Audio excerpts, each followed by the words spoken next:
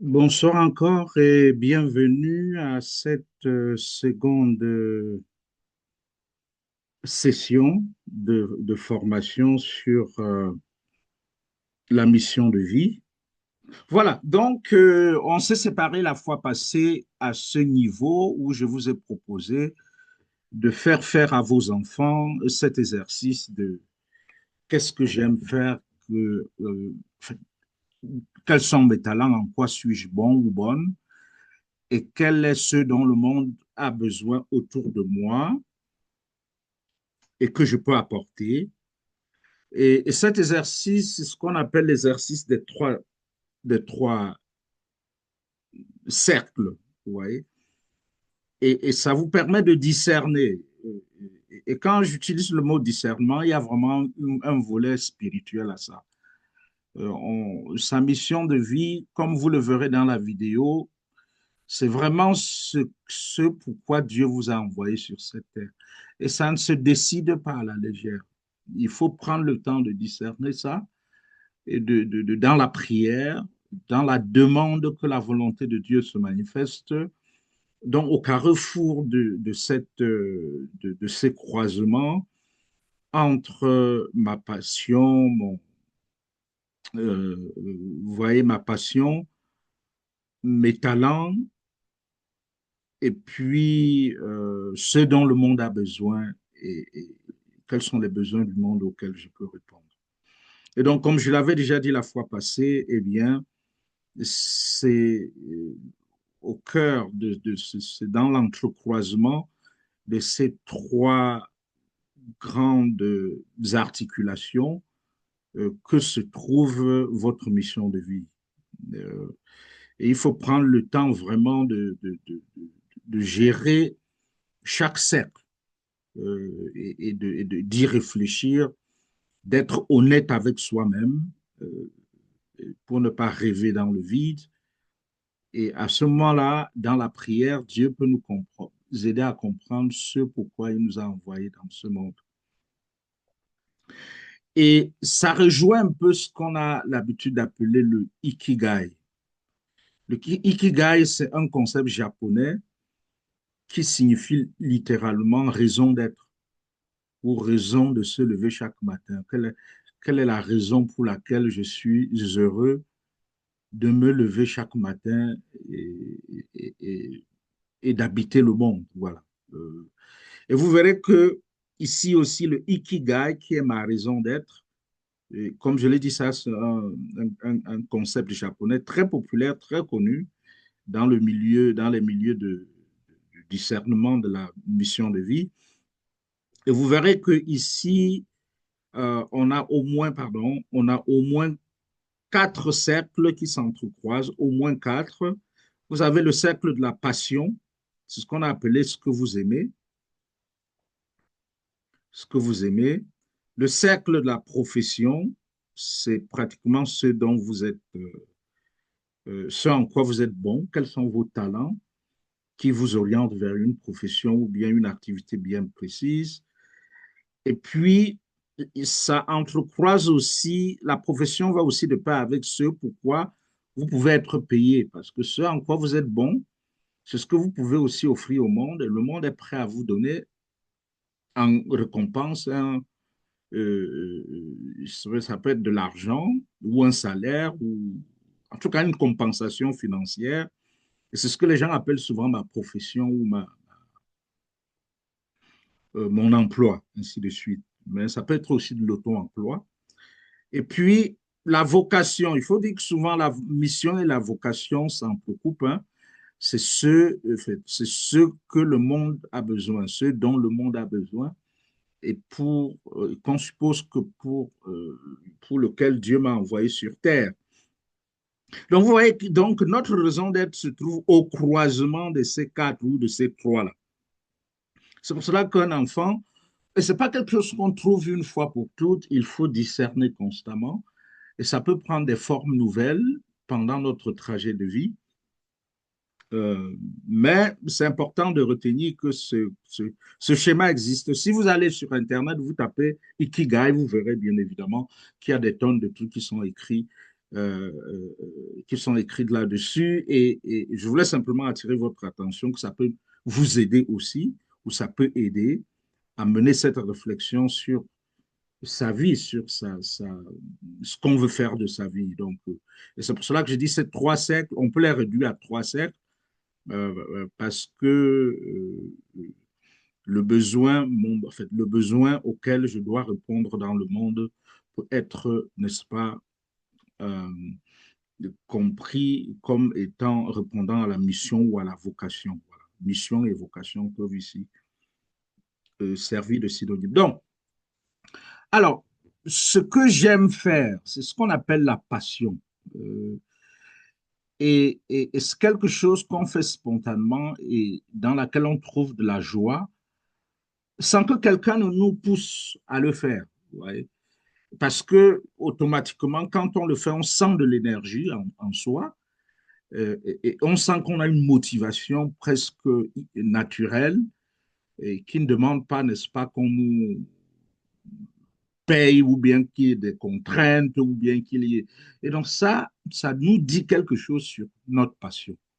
Et chacun devrait pouvoir dire, bon, je sens quand même en moi que quand je fais ou fais telle chose, je le fais avec beaucoup de joie et ça me donne de l'énergie, ça me donne une raison. Et je ne vois même pas le temps passer. Ça, c'est aussi souvent un critère pour voir ce que j'aime faire. C'est-à-dire que c'est des choses que quand je suis en train de les faire, je ne sens même pas le temps passer. Et donc, c'est ça la passion. C'est ça la passion. Et chacun de nous devrait au moins avoir une passion et qui parfois ne coïncide pas nécessairement avec notre métier, comme on va le voir, ou notre profession, mais des choses auxquelles on aime parfois à côté de notre profession, y revenir et passer du temps, parce qu'on y trouve de la joie et parce que ça nous met en mouvement intérieur. Donc voilà, parce que vous savez, on distingue la motivation externe, quand, ça peut être des notes, de l'argent, le regard des autres. Quand on fait des choses à cause de ça, c'est pas notre passion. Ça veut dire qu'on a d'autres, on n'a pas la motivation interne. C'est ça qui justement nous permet de voir de quel côté se trouve notre passion. Euh, et donc, Euh, et donc, pour identifier notre passion, il faut regarder du côté de la motivation interne. Vous voyez? Euh, et les jeunes devraient pouvoir, dans leur parcours, c'est pour ça on expose les jeunes à beaucoup de choses. Et c'est ça le but de l'éducation. L'éducation, c'est pas seulement, en fait, c'est l'école, bien évidemment, mais c'est pas seulement l'école. Il faut aussi exposer l'enfant à beaucoup d'autres choses dans la vie. Et ça peut l'aider à justement trouver quelque chose qui le passionne, voilà, comme je viens de l'expliquer, ou quelque chose qu'il fait avec plaisir, avec curiosité, et où il passe du temps avec joie. Donc voilà, ça c'est le volet qu'est-ce que tu aimes faire. Maintenant, le second volet, en fait, les questions pratiques pour y arriver sont simples. Qu'est-ce que tu aimes faire, même quand personne ne te regarde, même si tu n'es pas payé, même si c'est pas pour avoir une note, hein, et qui te fait oublier le temps. Voilà. C'est autant de questions qu'on peut aider un jeune à se poser pour trouver sa passion. Deuxièmement, quels sont mes talents et mes dons?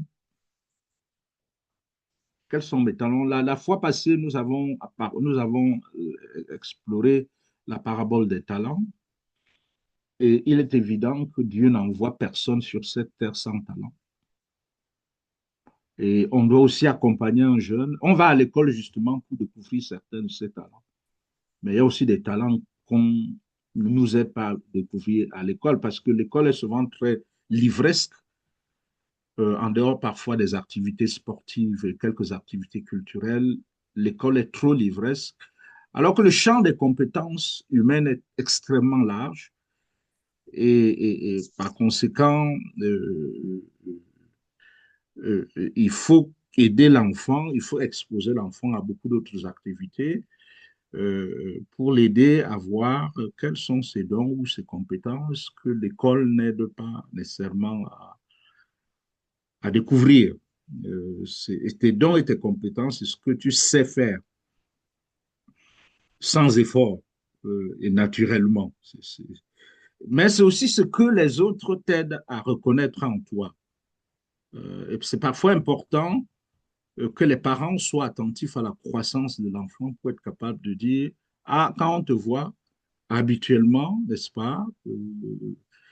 Et ça peut être dans les détails, ça peut être un enfant qui est particulièrement doué dans la cuisine ou dans l'agriculture ou dans la pêche ou dans le sport, sans compter bien sûr toutes les matières, que ce soit scientifiques ou littéraires, ou je n'en sais rien qu'on a à l'école. Et c'est pour cela qu'à l'école, on a des séries. Les séries, en fait, doivent aider l'enfant à découvrir en quoi il est bon. Et parfois, ça, on peut avoir une gamme, plusieurs domaines, mais on a toujours un domaine dans lequel on est meilleur que dans d'autres.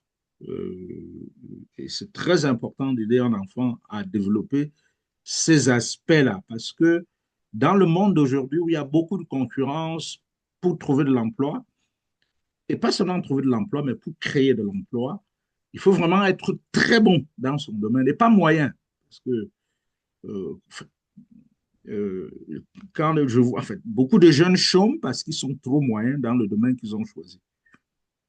Et ils n'ont pas pris le temps de véritablement aller ou s'orienter vers ce qu'ils ont découvert comme étant leur talent en particulier. Et comme on le dit souvent, il n'y a pas de saut métier.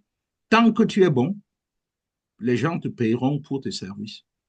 Tant que tu es bon et que tout le monde peut dire, ah, dans ce domaine-là, ils ne sont pas nombreux dans ce quartier, ils ne sont pas nombreux dans cette ville. À ce moment-là, mais si tu vas être moyen dans un secteur où beaucoup de gens sont bons, bon, tu seras toujours en concurrence avec les meilleurs. Tu auras du mal à t'affirmer.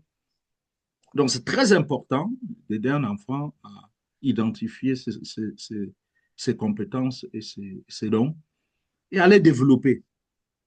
Euh,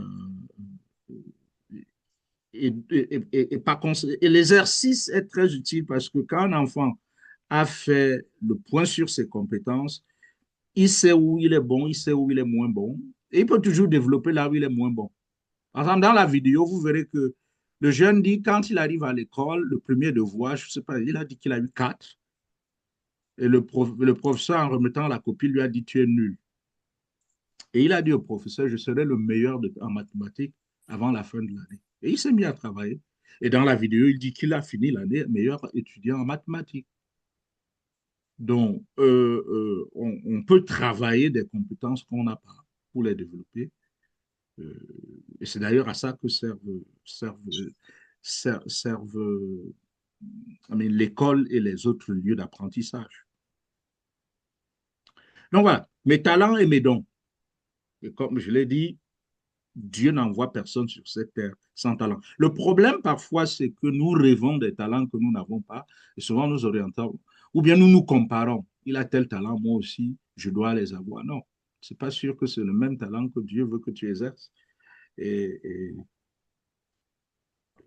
et donc voilà, il faut être en fait, très humble, mais aussi très honnête avec soi-même. Alors, je l'ai déjà expliqué. Qu'est-ce que tu sais faire? C'est le rôle des adultes là-dedans, c'est d'aider justement le jeune, parce que les adultes observent l'enfant qui grandit et savent identifier euh, ses dons et ses talents. Et donc, il faut pouvoir, quand on est jeune, s'adresser à des adultes pour dire, mais quand vous me voyez, vous pensez que je suis bon en quoi? Et les adultes sont là effectivement pour écouter les jeunes, n'est-ce pas, dire leurs rêves et puis les encourager à identifier leurs qualités, leurs forces et à les développer davantage pour être vraiment très bon dans leur domaine. Alors maintenant, la troisième, le troisième cercle, c'est ce dont l'humanité a besoin. C'est-à-dire, il ne suffit pas de savoir ce que j'aime faire, il ne suffit pas de savoir ce que je peux ou je sais faire, mais il faut savoir aussi en quoi ça peut être utile à l'humanité. Euh, et ça suppose donc qu'on est attentif aux besoins de l'humanité et qu'on a le sentiment qu'on est venu dans ce monde pour, et ça vous allez l'entendre aussi dans la vidéo, qu'on est venu dans ce monde pour être à l'humanité dans un domaine bien précis ou dans plusieurs domaines si Dieu nous en donne la grâce. Et donc, à ce moment-là, il faut écouter le cri de l'humanité, il faut être ouvert aux besoins de l'humanité, à l'actualité. À... Et quand on est ouvert à l'actualité, c'est pour cela qu'il est bon qu'un enfant se cultive, qu'il soit au courant de l'évolution, les défis auxquels l'humanité est confrontée. Et quand on dit humanité ici, ça peut être simplement, parfois ça commence par un service que l'on rend dans son quartier ou dans sa ville ou dans un mouvement bien donné, bien précis. Et puis progressivement, on s'ouvre aux besoins de son pays et de l'humanité, parce que, encore une fois, peut-être que Dieu nous appelle à servir pas seulement mon pays, mais c'est ce que font certains dans les organisations internationales qui sont sérieuses. Et à ce moment-là, vous êtes au service de plus que votre famille, de plus que votre quartier, de plus que votre village ou votre région ou encore votre pays. Et ça demande qu'on écoute son cœur, parce que mon cœur bat pourquoi? Qu'est-ce que de tous ces besoins du monde là, mon cœur bat pourquoi? Et comment est-ce que je peux m'engager à y répondre? Euh, donc notre vie doit nous transcender, comme je l'avais déjà dit la fois passée, nos intérêts égoïstes personnels. Sinon, si on ne vit que pour ses intérêts personnels, on va détruire les autres pour atteindre nos objectifs individuels et égoïstes. Et donc voilà, quand tu regardes ce monde, qu'est-ce qui te touche, qu'est-ce qui te révolte même et que tu voudrais, quel est le problème que tu identifies, qui te touche et que tu aimerais euh, résoudre? Et parce que tu te rends compte que on y prête, en fait, on n'y prête pas particulièrement attention, ou bien même si on y prête attention, vous voulez vous aussi contribuer à résoudre ces problèmes-là. Vous verrez des gens, par exemple, qui sont devenus médecins parce qu'ils disent, bon, quand ils étaient tout petits, ils ont perdu un des leurs qui aurait pu être soigné parce que les médecins qui étaient à ses cheveux étaient négligents, tout ça là, ça les a révoltés, ils ont décidé de devenir médecins. Et à ce moment-là, ils veulent devenir médecins autrement et servir autrement. Et ça, ce n'est qu'un exemple parmi tant d'autres. Euh, voilà, donc dans ce discernement, le cœur est très important. Si un besoin du monde ne te touche pas, ça va être très difficile que tu t'y orientes. Et ça nous renvoie à ce verset biblique qui dit que là où est votre trésor, là aussi sera votre cœur. C'est l'importance de l'affect ou de l'affectivité ou des émotions ou du cœur dans la recherche de sa mission de vie. Parce que, comme je l'ai dit la fois passée, en général, Dieu nous parle au très profond, au très fond de notre cœur. Et quand on est attentif, on sent que notre cœur nous... Et vous savez, dans la logique du discernement, pour ceux qui ont fait les séminaires que je donne sur le discernement, on finit. C'est vrai, la tête est importante, l'intelligence est importante dans la recherche de la bonne décision, mais en fin de compte, l'un des indicateurs euh, euh, en fait, très important, c'est le cœur, c'est l'affectivité, ce que je ressens, vers quoi est-ce que ça m'oriente, surtout quand c'est du bien. En fait. Quand je dis ça m'oriente, c'est dans le sens du bien. Donc, là où votre trésor, là aussi sera votre cœur. Et je vous renvoie aussi à ce verset de Luc 24, Luc chapitre 24, verset 32, où c'est dit notre cœur, où les apôtres, après avoir rencontré Jésus, qui renouvelle en eux, ce, ce, ce, ce, ce verset, pour ceux qui sont chrétiens, je crois que nous le sommes, c'est les apôtres sur le chemin de Maüs. Jésus est mort, ils sont découragés, ils veulent abandonner, et Jésus, d'une manière ou d'une autre, vient à leur rencontre et réchauffe leur cœur en l'air reconfortant. Et donc, il renouvelle en eux leur mission et leur vocation au point de les amener à ne pas abandonner. Et c'est comme ça que les apôtres vont renouer avec la foi en la résurrection et commencer leur mission que nous connaissons très bien dans le monde. Et quand Jésus leur parlait, il disait, ils ont dit après, notre cœur n'était-il pas tout brûlant lorsqu'il nous parlait sur la route? Alors la question, c'est brûle, qu'est-ce qui brûle ton cœur? Quel est le besoin du monde qui brûle ton cœur? Et quand tu y penses, tu as envie de faire quelque chose. Ça fait partie des questions qu'on se pose quand on cherche sa mission de vie. Et, moi, je vous invite, n'est-ce pas, à entrer dans cette... en fait, moi, les jeunes, à vous donner la peine de vous poser ces questions parce que à partir de mon expérience, 90%, sinon 95% des jeunes, euh, en fait, ne savent même pas pourquoi ils ont, en fait, ne savent même pas pourquoi ils ont embrassé tel métier ou tel autre. Ils ont fait ce qu'ils ont trouvé et qui pouvait leur donner de quoi vivre, c'est tout.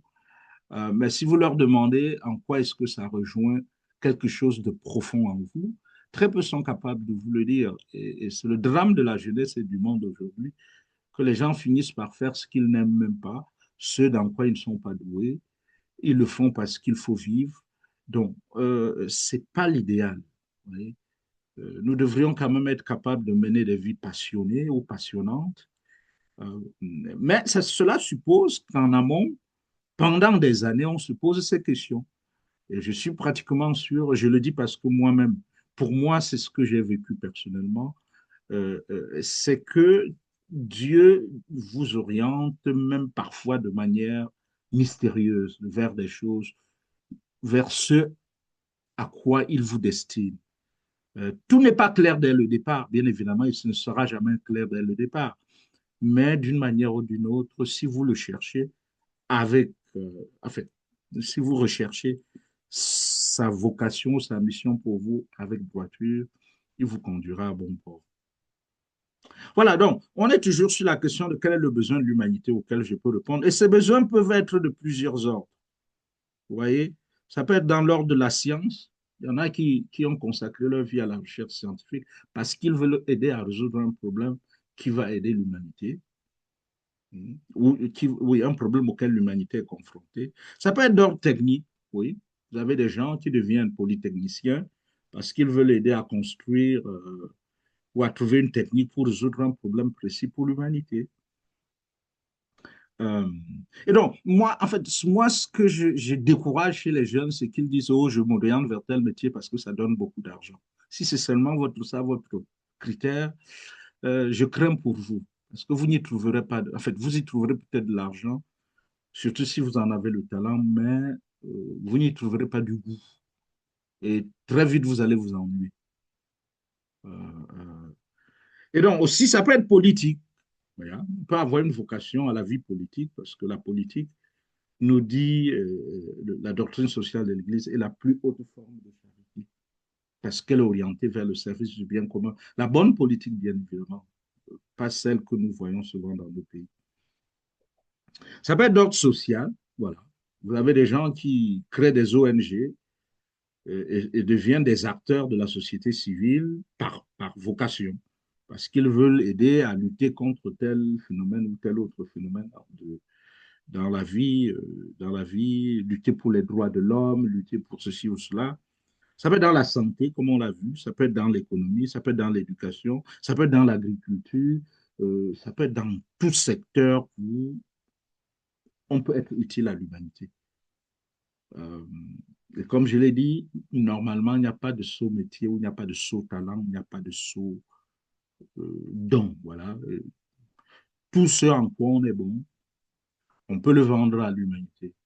Ou tout au moins, on peut les mettre au service de l'humanité, et l'humanité, en compensation, va nous donner quelque chose pour vivre.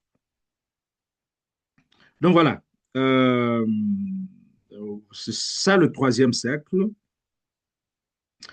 Et je voudrais revenir un tout petit peu sur un passage pour vous montrer ce qui est le lien qu'il y a justement entre euh, euh, notre vie et la vie du monde et les besoins du monde, n'est-ce pas? L'épanouissement de notre vie et les besoins du monde. Et c'est la parabole du bon samaritain. Je ne vais pas la relier avec vous parce que vous la connaissez très bien. Euh, vous savez que Jésus commence à raconter cette parabole quand on lui demande qui est mon prochain. Il dit tu aimeras. La personne vient lui dire que dois-je faire pour avoir la vie éternelle. Il dit dans la loi qu'est-ce qu'on a écrit et puis ensuite il lui répond tu aimeras le Seigneur ton Dieu de tout ton cœur, de toute ton âme, de toute ta force, de toute ton intelligence et ton prochain comme toi-même. Jésus lui dit, tu as répondu correctement, fais ainsi et tu vivras. Et puis ensuite, il demande à Jésus, et qui est mon prochain? Et Jésus lui raconte la vie, ce que c'est celui qui est son prochain. Il dit donc, et pour lui dire qui est son prochain, il lui dit donc qu'il lui raconte une histoire. C'est ce qu'on appelle la parabole du bon samaritain. Et j'ai mis en rouge ici les éléments clés qui concernent ce que je veux souligner dans le cadre de cette session. C'est que Jésus lui dit, un homme descendait de Jérusalem à Jéricho et il tomba sur les bandits. Ceux-ci, après l'avoir dépouillé et roué de coups, s'en allèrent et le laissant à moitié mort. Par hasard, un prêtre descendit par ce chemin. Il le vit et passa de l'autre côté. Vous voyez. Il voit bien, c'est-à-dire on peut voir le besoin du monde et passer de l'autre côté parce que ça ne nous touche pas ou on se dit que ça ne nous concerne pas. Euh, mais là, il y a un besoin. Il y a quelqu'un qui est dans le besoin. Il y a un besoin et pour lequel donc, il y a deux personnes, il y a aussi un lévite qui va passer, il va voir et passer de l'autre côté. Oui, donc c'est important, il faut comme c'est pour cela que je disais qu'il faut être ouvert au monde, être attentif à ce qui se passe dans le monde, être attentif aux besoins de la communauté dans laquelle je vis, aux besoins du quartier, les besoins de mon pays, les besoins du monde, lesquels me touchent au point où j'ai envie de faire quelque chose. Vous voyez donc la troisième personne, c'est celui qu'on appelle absolument le Samaritain. Il le vit, les trois voient, les trois voient. Les deux premiers passent de l'autre côté, mais le troisième au moins est saisi de compassion. Voilà. C'est ce qu'on appelle aussi l'empathie. Et l'empathie, c'est ce qui fait de nous des êtres humains. Quand on a perdu la compassion ou l'empathie, on devient un danger pour les autres. Parce qu'on regarde les autres comme des animaux et on ne sent rien pour eux. Vous voyez? On devient ce qu'on appelle, on devient indifférent. On devient indifférent. Et les problèmes du monde ou des autres ne nous concernent plus parce qu'on est seulement focalisé sur ses propres problèmes. Et c'est ça, c'est quelque chose qui manque beaucoup au monde aujourd'hui, la compassion. Vous voyez? Parce que chacun se bat pour lui-même. Il n'y a que très peu qui se battent pour les autres, ou bien pour eux et pour les autres. Et donc, c'est très important d'apprendre à développer la compassion. C'est ça qui ouvre notre cœur aux besoins du monde et aux besoins des autres. Et on peut consacrer sa vie à y répondre. Donc, c'est l'élément essentiel que je voulais souligner. Il fut saisi de compassion. Vous verrez dans beaucoup d'autres passages de l'Évangile, on nous parle de Jésus qui eut pitié, qui est saisi de compassion. Si vous relisez, par exemple, la parabole de la multiplication des pains, eh bien, vous verrez que Jésus est saisi de pitié pour la foule. Et c'est pour cela qu'il se met à les nourrir.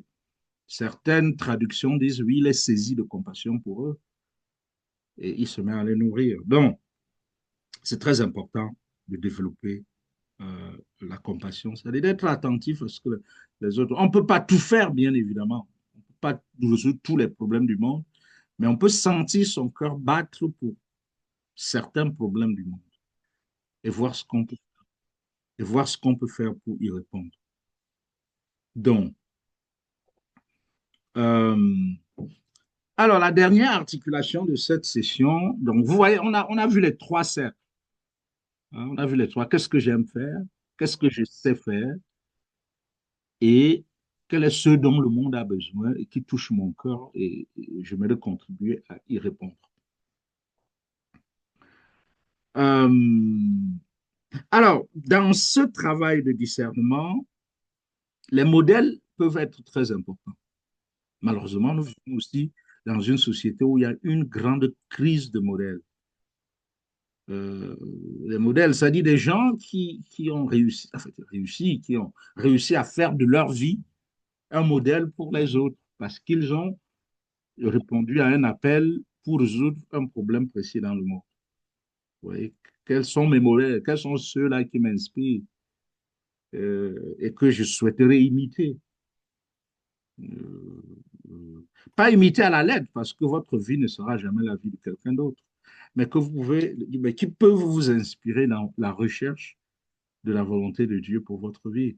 Ça, c'est extrêmement important que des jeunes aient des modèles. Et souvent, les premiers modèles, c'est les parents. C'est les parents. Il faut que les parents inspirent l'enfant ou tout au moins l'aident à, à trouver d'autres modèles en fonction de ses intérêts. Voilà. Et les quelques modèles qui sont les plus connus, mais là, c'est des modèles mondiaux. Mais vous pouvez avoir aussi des modèles dans votre quartier, dans votre famille. Il y a parfois des enfants qui disent, mon papa, c'est mon modèle, ma maman, c'est mon modèle, ou mon enseignant, ou quoi, c'est mon modèle. Mais ça, je vous donne ici quelques modèles mondiaux qui inspirent au-delà de leur pays et de leur village. Euh, vous avez Gandhi, Gandhi qui dit Be the change you want to see in the world. Ça veut dire que sois le changement que tu veux voir dans le monde. Donc, si tu veux, si tu aspires à quelque chose, il faut déjà que toi-même, tu incarnes cette chose. Tu ne peux pas, tu peux pas dire que je veux un monde plus juste alors que toi, tu es versé dans l'injustice. Martin Luther King, ouais, ça c'est un autre grand modèle qu'on connaît. Pourquoi? Parce qu'il a consacré toute sa vie. Il est mort jeune parce qu'il s'est fait tuer en luttant contre le racisme aux États-Unis et dans le monde. Et vous savez très bien, vous connaissez très bien son fameux discours I have a dream. Il faut rêver, il faut rêver, il faut rêver d'un autre monde et vouloir y contribuer, d'un monde meilleur. Parce qu'il faut se dire que Dieu m'a envoyé dans ce monde pour contribuer à rendre ce monde meilleur. Et je ne dois pas le laisser tel que je l'ai trouvé. Dieu ne m'a pas envoyé dans ce monde seulement pour gagner un salaire et vivoter au quotidien et me dire, bon, au moins j'ai... Non, il faut avoir le sentiment qu'on fait un peu plus que ça pour rendre le monde meilleur. Bien sûr, notre profession peut être en même temps notre mission de vie quand on a bien discerné. Et ça nous permet à la fois de gagner notre vie, mais aussi de rendre le monde meilleur. Mais derrière chaque mission de vie, il y a toujours un rêve. Le rêve de rendre son environnement, l'humanité meilleure, de rendre son environnement meilleur, de contribuer à être meilleur soi-même et à de rendre ce monde meilleur. Donc voilà Martin Luther King, justement, qui nous invite à rêver, consacrer sa vie à une cause qui nous permet de ce monde meilleur que nous l'avons trouvé. Vous avez Einstein, euh, vous savez, Gandhi était un juriste, mais vous savez qu'il a consacré sa vie essentiellement à la lutte contre la colonisation britannique en Inde. D'abord en Afrique du Sud et ensuite en Inde. Martin Luther King, je l'ai dit, il a consacré, il avait fait ses études, il avait fait ses études de doctorat. Puis, il est devenu pasteur. Il a consacré sa vie à lutter contre le racisme. On l'a tué pour cela. Gandhi aussi, on l'a tué pour cela. Albert Einstein, vous le savez, il a consacré sa vie à la science, à la recherche scientifique. Et il disait que le monde est un lieu dangereux, non pas parce qu'on y trouve des gens méchants, mais parce qu'on y trouve des gens qui regardent et ne font rien. Et donc, c'est pas, le monde n'est pas dangereux parce qu'il y a des gens méchants. C'est parce que il y a des gens, c'est parce qu'en face des gens méchants, on trouve la masse critique des gens qui font du bien, ou assez de bien pour contrecarrer ou contrebalancer la méchanceté de ceux qui font du mal. Euh, Mère Teresa, c'est une autre figure qui inspire beaucoup de gens. Vous savez qu'elle était religieuse, elle a consacré toute sa vie au service des pauvres. Et donc, c'est un modèle pour beaucoup.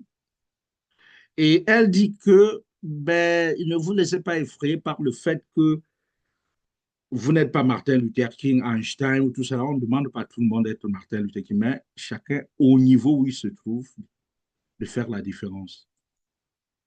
Parce qu'elle dit, c'est pas tout le monde qui peut faire des choses extraordinaires, mais nous pouvons faire des petites choses avec beaucoup d'amour. Ouais. Donc, on ne nous demande pas de rêver et d'attendre le jour où nous serons président de la République pour changer le monde. Non. Est-ce que déjà, comme mère de famille, comme parent, comme enseignant, comme médecin, les petites choses du quotidien, est-ce que je les fais avec beaucoup d'amour? C'est ça. Ce qu'on peut retenir, c'est que chaque jeune a une mission unique. Chacun de nous a une mission unique dans ce monde. Il faut la trouver. Et il faut la trouver en s'inscrivant dans la durée. C'est pour cela qu'il ne faut pas attendre que les enfants aient des diplômes pour se demander à quoi vont leur servir ces diplômes. Et c'est ce qu'on a fait. Il faut les aider à discerner depuis même l'école primaire. En fait, faut pas les fatiguer dès l'école primaire, mais il faut les aider à réfléchir. C'est pour ça que le dialogue entre les parents et les enfants est extrêmement important pour aider un enfant à découvrir ses talents et à les mettre et à les développer progressivement. Donc, c'est ce qu'on appelle le discernement. C'est un discernement qui peut durer du primaire jusqu'à la fin du secondaire.